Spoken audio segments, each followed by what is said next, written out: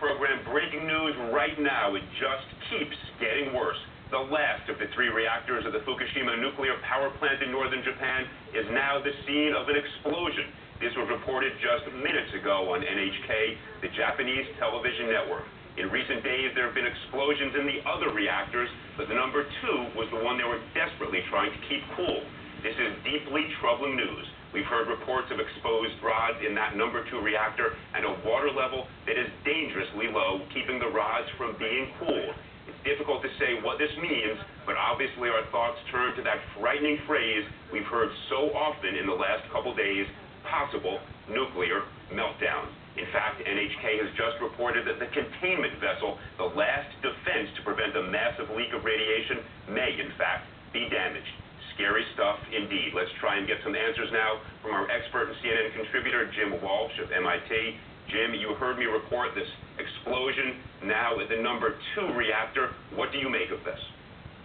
Well, this is definitely not good news. You know, when I first heard about it, Eliot, I thought, well, you know, we had an explosion at reactor 1 because the hydrogen built up, but it didn't threaten the integrity of the containment vessel.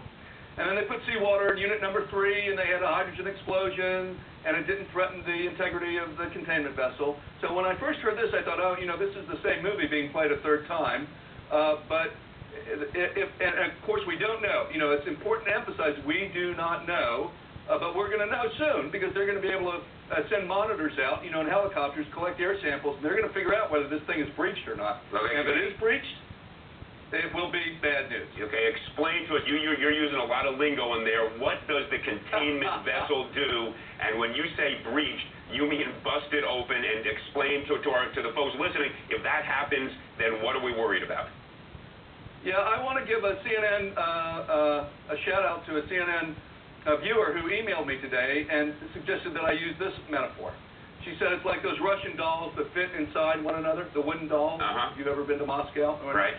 So the outside doll is the building that contains the reactor.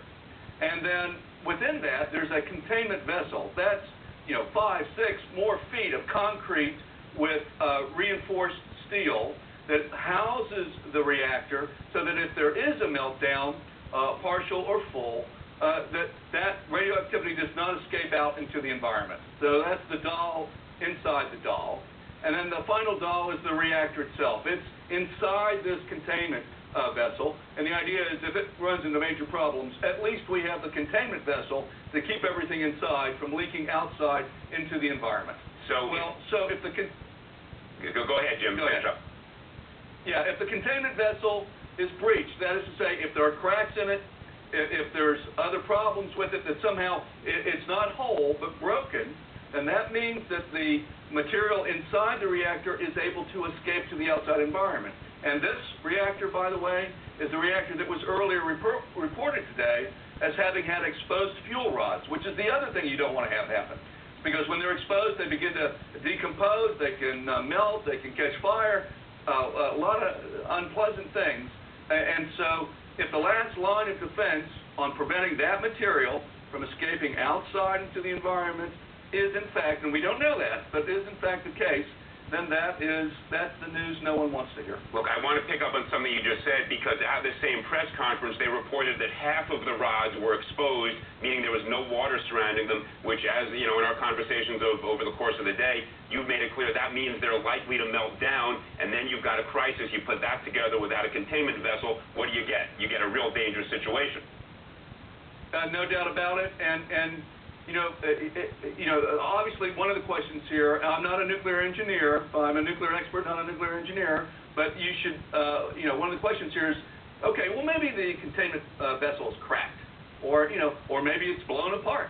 But if it's cracked, it's, you know, like a crack on your windshield, you can't help but wonder if it's under tremendous pressure, will that crack widen and widen?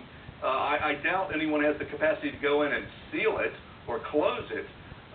So it's going to pose some big challenges to the utility and to the folks on the ground as they try to manage it. And if there is in fact, if in fact this report is true and it's not confirmed, there is radiation leaking out, you can imagine how that complicates everything in the area, all the workers, all the people on the ground there trying to pour the seawater in at the other two reactors. Suddenly, they face risks that they didn't face before. So, this thing becomes much more complex and much more difficult if the story is true. Well, in line with what you just said in terms of the workers, the power company there, Tokyo Electric Company, is withdrawing. The words here, the operators are being told to evacuate, which is the first time they've done that. So clearly they view this as being substantially more serious than what has been going on before. And the phrase they used was that the suppression chamber, the wall at the bottom of the containment vessel, in fact may be breached. And so there's another layer of protection. I gather, where is this suppression chamber? Where does that fit into this?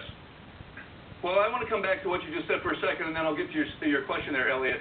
If they are withdrawing personnel, that is definitely a bad sign. And again, we don't want to overread this. We don't want to jump to conclusions. They may be erring on the side of caution. These folks are brave. Several people have been exposed. Several of those workers have been exposed to radiation. I think one or two have actually died on the line in their job trying to help fix the situation. But if they're pulling people back, that means they are concerned that this is the case, that there is some sort of breach that may allow radioactivity to escape. So you can imagine what the implications are of that. That means all those workers who are there, who are trying to manage the situation, now have to pull back. So, who's going to be there to try to maintain the integrity of the other two reactors, to try to manage the situation with reactor number 2? And, oh, by the way, one of the unknowns here, and we've had lots of unknowns, lots of uncertainties, is that reactor number 2 was using a different type of fuel. It wasn't using the standard fuel that we traditionally associate with light water reactors, but a mixed oxide fuel, a fuel that probably has uranium and plutonium mixed together, which created another uncertainty. And my heart goes out to the people of Japan. That this is just one punch after another, and I'm sure folks are scared. But I still think we should try to, take a deep breath here and let the facts catch up with the speculation. But if it certainly doesn't look very good. Well, Jim, I want to pick up, you just mentioned that MOX fuel that in our conversations earlier today. Again, you were saying that this was stuff that was bought from Russia that had been used, am I right, in their nuclear weapons program, and rather than let them keep it or just bury it where who knows whose hands it would have turned up in, we decided to buy it and use it for nuclear power. But it raises all these other issues. We don't know how it's going to act if it, in fact, gets out into the atmosphere. Eliot, that's exactly right. And it's sort of deeply ironic and unfortunate. So, the U.S. and the Soviet Union are reducing their nuclear arsenals. We want them to reduce their nuclear arsenals. We want a reduction in the nuclear threat. But when you start to dismantle these weapons, the question is, what do you do with all this nuclear material that was inside the nuclear weapons? And so there is a big sort of debate between the U.S. and Russia about this. The U.S. said, let's just bury this stuff, right? Let's just get rid of it and bury it. But the Russians thought of it quite differently. They thought of it as an asset. So there's a disagreement here. But in the the mid-90s, the decision was, the main thing is let's just get it out of here in whatever way so terrorists don't get it, so we don't have an environmental catastrophe. So the decision was, okay, what we'll do with it, we'll take the stuff that used to be in nuclear weapons, we'll make it into fuel for nuclear reactors, we'll burn it in a nuclear reactor, and that way we get energy out of it. And there are a lot of U.S. plants using that. Other plants are using it. Seems to work fine. But, of course, we've never been in this situation before where this particular fuel has been exposed. Jim, I want to we got only a precious few seconds left, but I want to throw one more complication in here. And again, you and I were chatting earlier today, the issue of the spent fuel rods that are being stored at these facilities that are not inside this containment vessel. They pose another whole type of problem that hasn't gotten a whole lot of attention. Quickly tell us what that is and what the ramifications of that might be. Yeah, this is a big deal, and no one's talking about it. I'm glad you raised it, Eliot. First of all, these plants, when they run normally, they create waste. And that waste is a deadly, ugly brew of highly toxic radioactive material. And normally they store it on site until, in the case of Japan anyway, they send it off to be reprocessed. Well, where do they store it? They store it in the reactor, up on the upper levels of the reactor, outside the containment vessel. So my colleagues and I have been on Facebook wondering, well, what has happened to this fuel that's up there? Is it at risk? Will it lose water? Will it catch on fire? And we haven't been able to get any good answers. And the reality is if that loses water, the same sorts of thing could happen to those rods as the rods in the reactor itself. And, Jim, hang out there, stand by. We'll be back with you in just a couple moments. We'll want to turn to something